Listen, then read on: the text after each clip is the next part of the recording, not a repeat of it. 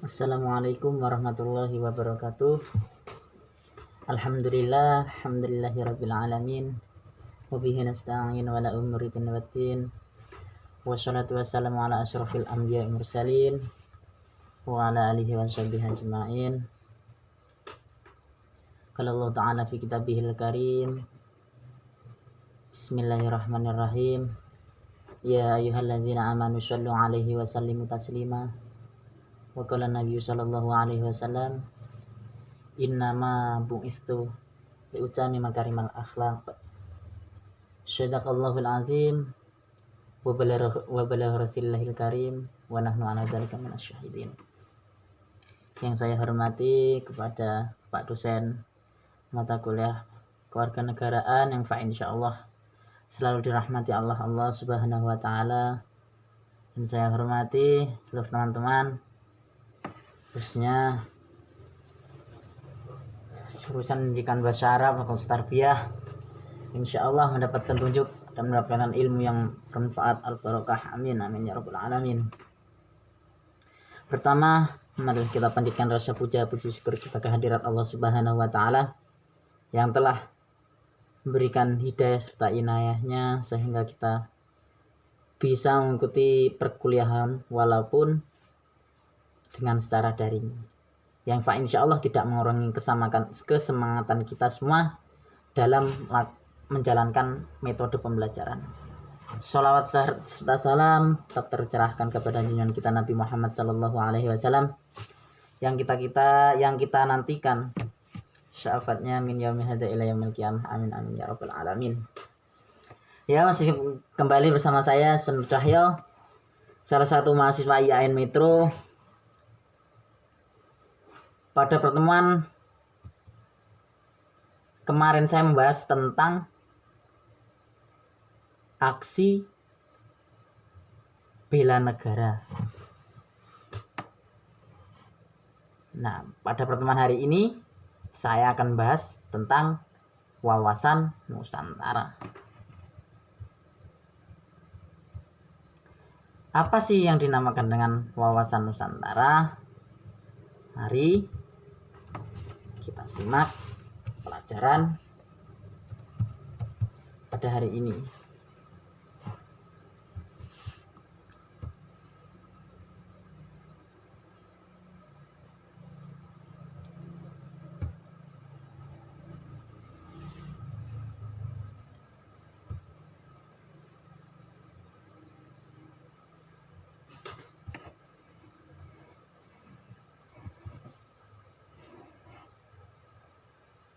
Bismillahirrahmanirrahim. Pengertian wawasan Nusantara. Kata-kata wawasan Nusantara tidak asing bagi seorang pelajar, khususnya mahasiswa. Perlu kita kaji kembali dan kita dalami kembali apa sih yang benarnya wawasan Nusantara tersebut. Langsung saja saya jelaskan. Sebenarnya pengertian wawasan Nusantara tidak hanya satu, namun terdapat beberapa versi. Pengertian wawasan Nusantara, salah satunya pengertian wawasan Nusantara menurut garis besar Haluan Negara atau GBHN tahun 1998 yang menyebutkan jika wawasan Nusantara adalah cara pandang dan sikap bangsa Indonesia mengenai diri dan lingkungannya dalam penyelenggaraan kehidupan masyarakat, berbangsa, dan bernegara. Nah, itu pengertian wawasan Nusantara, yaitu cara pandang dalam sikap bangsa Indonesia yang mengenai diri, berarti diri kita sendiri termasuk individu maupun sosial, dan lingkungannya, adaptasi kita terhadap lingkungan dalam penyelenggaraan kehidupan bermasyarakat. Nah, yang penting perlu digarisbawahi adalah wawasan Nusantara tersebut penyelenggaraan kehidupan bermasyarakat. Kita harus mempunyai wawasan Nusantara yang berkaitan dengan kehidupan bermasyarakat, berbangsa, dan bernegara. Berikutnya ada juga versi dengan pengertian wawasan Nusantara menurut Weisman yang mendefinisikan pengertian wawasan Nusantara sebagai cara pandang bangsa Indonesia mengenai diri dan tanah airnya sebagai negara kepulauan dengan semua aspek kehidupan yang beragam. Jadi Nusantara menurut W. Usman yaitu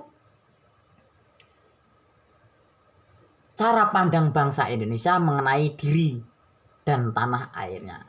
Kita sebagai warga negara Indonesia harus mempunyai cara pandang kita terhadap negara kita sendiri sebagai negara kepulauan dan aspek kehidupan yang beragam.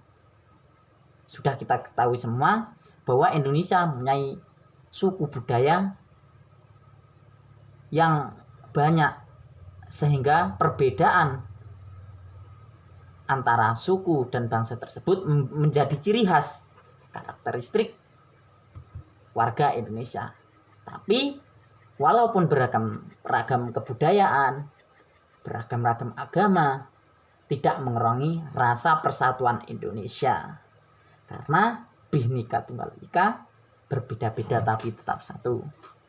Selain itu dijelaskan dalam dokumen ketetapan MPR tahun 1999 mengenai wawasan Nusantara yang berbunyi, pengertian wawasan Nusantara adalah cara pandang, perlu kita garis bawahi, cara pandang dan sikap bangsa Indonesia mengenai diri dan lingkungannya yang serba beragam dan bernilai strategis. Nah, menurut ketetapan MPR, dokumen ketetapan MPR, pengertian wawasan Nusantara adalah cara pandang dan sikap bangsa Indonesia mengenai diri dan lingkungan yang serba beragam. Nah, sudah saya sebutkan tadi bahwa negara Indonesia adalah negara kepulauan yang mempunyai beberapa suku, mempunyai jenis-jenis budaya yang banyak, mempunyai keberagaman budaya, mempunyai agama yang banyak.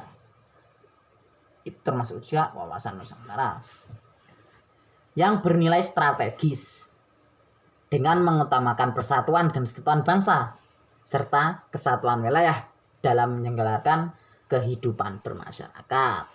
Nah, di sini juga dijelaskan bernilai strategis, berarti wawasan Nusantara bernilai strategis dalam mengutamakan persatuan. Betul, karena bangsa Indonesia mempunyai sila yaitu persatuan Indonesia, yaitu sila. Yang ketiga, persatuan Indonesia. Walaupun beragam-ragam suku, walaupun beragam-ragam budaya, tapi tidak mengurangi rasa kesatuan kita. NKRI harga mati. Wawasan tersebut untuk menyelenggarakan kehidupan bermasyarakat, berbangsa dan bernegara untuk mencapai tujuan nasional. Sedangkan menurut kelompok kerja Lemhanas atau Lembaga Pertahanan Nasional pada tahun 1999, pengertian wawasan Nusantara yaitu suatu cara pandang serta sikap bangsa Indonesia mengenai diri serta lingkungan yang beragam, bernilai strategis dan mengutamakan persatuan serta juga kesatuan bangsa dan juga kesatuan wilayah. Nah, dari pelajaran ini kita bisa kaitkan ke pelajaran bela negara, yaitu mengutamakan persatuan dan serta juga kesatuan bangsa dan juga kesatuan wilayah dalam menyelenggarakan kehidupan masyarakat. Kita sebagai mahasiswa, seorang pelajar harus mempunyai wawasan tentang keragaman di Indonesia dan harus mempunyai tanggung jawab dalam pembelaan negara Indonesia.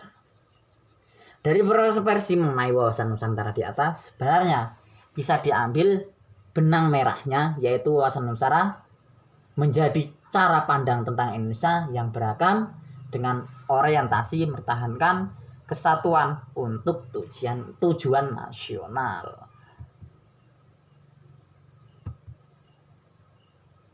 Hakikat wawasan Nusantara adalah keutuhan Nusantara atau nasional.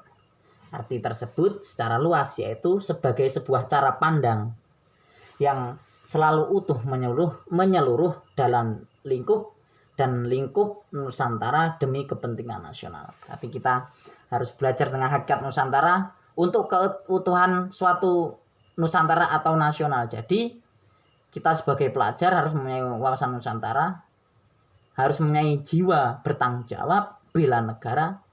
Tujuannya untuk apa? Yaitu tujuannya untuk menjadikan negeri kita ini mempunyai kepentingan yang nasional, artinya kepentingan bukan mementingkan diri sendiri tapi menyeluruh. Setiap warga negara dan aparatur negara harus berpikir, bersikap dan bertindak secara utuh serta menyeluruh semata-mata demi kepentingan bangsa dan negara Indonesia. Hal tersebut juga mencakup produk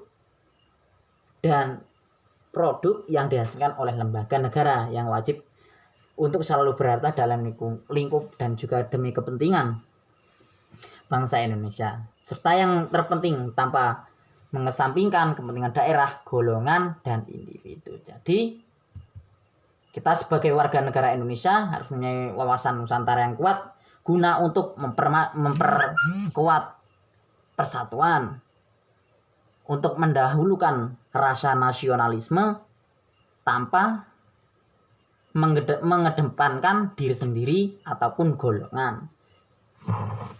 Itulah mengapa Hakikat Nusantara ini ialah keutuhan serta kesatuan wilayah nasional atau persatuan bangsa serta wilayah di dalam garis besar haluan negara atau disingkat dengan GBHN. Disebutkan juga apabila hakikat dari wawasan Nusantara diwujudkan dengan pernyataan bahwa Kepulauan Nusantara ialah sebagai satu kesatuan ekonomi, politik, sosial, budaya, serta pertahanan keamanan. Asas wawasan Nusantara merupakan kaidah ketentuan dasar yang wajib dipatuhi, dilakukan serta dijaga oleh seluruh elemen masyarakat agar terciptanya perdamaian serta keseimbangan di Indonesia secara keseluruhan. Jadi asas-asas wawasan Nusantara ialah kaidah dan ketentuan dasar yang harus dipatuhi, dilakukan serta dijaga oleh seluruh elemen masyarakat. Betul. Karena kita semua sebagai masyarakat yang ada di Indonesia harus mematuhi peraturan pemerintah selagi peraturan tersebut tidak melenceng dari dasar negara kita, yaitu Pancasila dan Undang-Undang 1945. Ada 6 asas wawasan Nusantara yang penting untuk dipahami, yaitu 1. Tujuan dan kepentingan yang sama. Masyarakat Indonesia hendaknya mempunyai tujuan serta kepentingan sama. Sebagai contoh, kita seluruh rakyat Indonesia menginginkan kemerdekaan serta melakukan perjuangan bersama-sama untuk mengusir penjajah. Benar, tujuan kepentingan sama. Kalau sekarang kita sebagai pelajar, zaman penjajahan itu tidak ada pada sekarang. Ada, tapi dia tidak berbentuk fisik, melainkan peperangan secara otak, seperti kita menggunakan teknologi informasi yang salah. Kita melawan kebodohan, itu sama saja tujuan untuk kepentingan yang sama. 2. Keadilan. Seluruh elemen masyarakat mempunyai hak yang sama untuk mendapatkan keadilan dalam segala macam aspek kehidupan bernegara, baik keadilan secara hukum, ekonomi, politik, serta sosial. Itu asas yang kedua, keadilan. Yang ketiga, kejujuran. Kejujuran dalam berpikir serta bertindak menjadi asas wawasan Nusantara yang sangat penting. Jadi, dalam diri manusia atau diri individu harus ditanamkan rasa kejujuran. Mengapa? Karena kejujuran bisa mencerminkan secara berpikir serta bertindak menjadi sebuah asas Nusantara yang sangat penting. Berani dalam berpikir dan bertindak sesuai fakta serta kenyataan yang sesuai ketentuan wajib dilaksanakan demi terciptanya kemajuan. 4. Solidaritas. Artinya sikap solidaritas menjadi sebuah bentuk kepedulian terhadap orang lain, mau untuk berbagi serta berkorban demi kepentingan yang lebih baik dan besar. Sikap solidaritas juga sudah selayaknya dijalin oleh seluruh masyarakat Indonesia dan tentunya tanpa menghilangkan ciri serta karakter budaya tiap daerah. Boleh kita mempelajari budaya lain, maksudnya budaya yang ada di Indonesia, tapi tidak menghilangkan budaya kita sendiri. 5. Kerjasama. Dengan adanya kesadaran akan tujuan serta kepentingan yang sama, maka dapat menimbulkan kerjasama serta koordinasi untuk elemen masyarakat. Kerjasama serta koordinasi tersebut bisa dilaksanakan atas dasar kesetaraan agar terjadinya aktivitas untuk menjadi tujuan yang sama. 6. Kesetiaan. Kesetiaan juga termasuk salah satu asas wawasan Nusantara yang menjadi tonggak utama untuk menciptakan persatuan serta kesatuan suatu negara. Kesetiaan dalam menjalankan kerjasama, kesetiaan dalam menjalankan sebuah organisasi, dan yang lainnya. Kesetiaan tersebut bisa diwujudkan dengan melaksanakan segala macam kegiatan sesuai aturan dan tujuan demi kemajuan bangsa dan negara.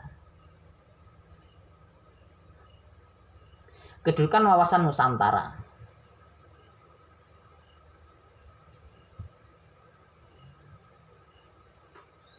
Setelah membahas dan memahami pengertian Nusantara di atas, tentu perlu diketahui apa sebenarnya tujuan dari wawasan Nusantara tersebut. Sebenarnya secara umum tujuan wawasan Nusantara yaitu untuk mewujudkan rasa cinta tanah air dari seluruh aspek kehidupan bermasyarakat. Yang penting kita perlu garis bawahi bahwa tujuan wawasan Nusantara ialah mewujudkan cara cinta tanah air dari seluruh aspek kehidupan bermasyarakat. Tujuan tersebut dilakukan dengan tindakan perilaku masyarakat yang selalu mengutamakan kepentingan nasional dibandingkan kepentingan pribadi, kelompok ataupun golongan, suku, bangsa atau daerah, bahkan agama. Mungkin itu saja yang bisa saya sampaikan, kurang lebihnya saya mohon maaf. Assalamualaikum warahmatullahi wabarakatuh.